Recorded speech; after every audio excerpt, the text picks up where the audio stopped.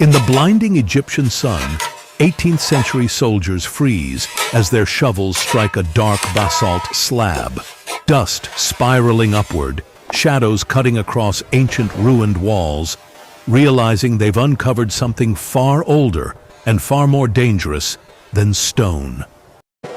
In a dim research chamber, the Rosetta Stone glows with 3 carved scripts: hieroglyphic, demotic, Greek, its surface trembling in the hush as scholars' shadows close in, sensing this ancient slab is hiding something far more powerful than words. In a cluttered study lit by trembling candlelight, 19th century scholars lean over sketches of the Rosetta Stone, papers piled high, ink smudged, breaths tight, each terrified the next stroke of translation might expose a truth the ancient world never meant to reveal. As the Rosetta Stone looms in the dark, ghostly pharaohs flicker across its surface, issuing ancient decrees, revealing a chilling truth. These glowing scripts were crafted not for history, but to bend an empire's people to a ruler's will.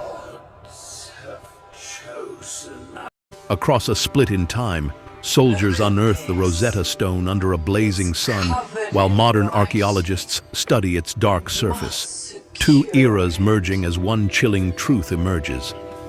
This ancient slab was built to control minds, not record history.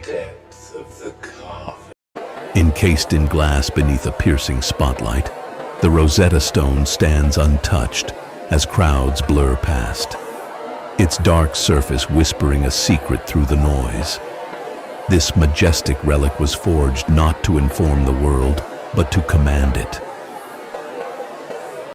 Under blazing golden sunlight, an Egyptian scribe carves strict commands into black basalt, while a pharaoh watches, temple walls towering behind them, as each stroke reveals a truth the ages tried to hide.